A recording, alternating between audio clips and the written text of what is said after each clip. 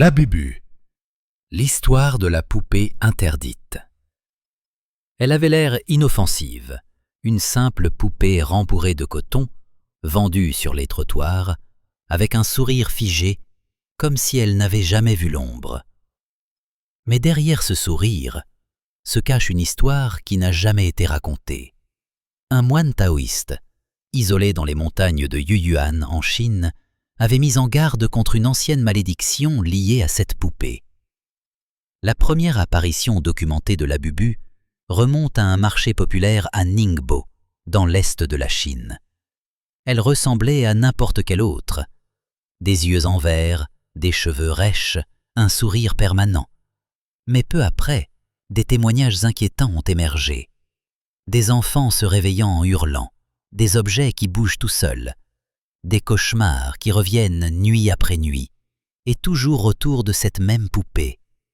Certains disent que ces poupées ne sont pas remplies de coton, mais d'âmes, les âmes d'enfants morts lors d'anciens rituels oubliés. Et si un jour, tu entends Labubu rire dans le noir, alors tu n'es pas seul. En 2011, un enregistrement rare a refait surface. On y entend un moine nommé Lao Chen. Sa voix était claire, mais son message glaçant. Ces poupées ne sont pas des jouets, elles emprisonnent les âmes.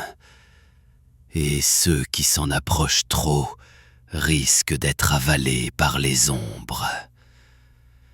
J'ai averti, mais personne n'écoute. Bientôt, il sera trop tard. En 2019, une poupée Labubu a été retrouvée dans une boutique d'occasion aux Pays-Bas. Une femme l'a achetée pour sa fille. Elle raconte. Ma fille s'est réveillée en criant la première nuit. Elle répétait « Labubu ne dort pas, elle me regarde ». Une semaine plus tard, j'ai laissé la poupée devant une église. Cette nuit-là, le personnel de l'église a entendu des bruits de pas, dans un sous-sol totalement vide. Un youtubeur allemand a décidé de faire l'expérience de Labubu à 3 heures du matin. Hey Leute, heute probiere ich die Labubu Challenge um 3 Uhr morgens. Ich habe die Kamera laufen lassen und den Raum verlassen. Als ich zurückkam, hatte sich die Puppe bewegt und ich wohne alleine. Es ist niemand sonst im Haus. Il a dit « Je fais le défi Labubu à 3 heures du matin.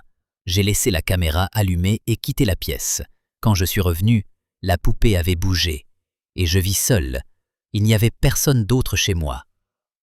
Peut-être que la poupée a bougé toute seule. Ou peut-être qu'il n'était pas vraiment seul. » En 2025, Labubu est revenue. Mais cette fois, elle n'était pas juste une vieille poupée oubliée dans un magasin. Elle est apparue soudainement dans plusieurs endroits du monde, et avec elle, des rumeurs, des bruits étranges la nuit, des objets qui changent de place, des disparitions inexpliquées. Personne ne peut prouver que Labubu est maudite. Il n'existe aucune preuve scientifique liant cette poupée aux esprits ou aux forces occultes. Mais les témoignages, eux, ne cessent de s'accumuler. Et peut-être que la vraie malédiction ne réside pas dans la poupée, mais dans ceux qui osent chercher la vérité.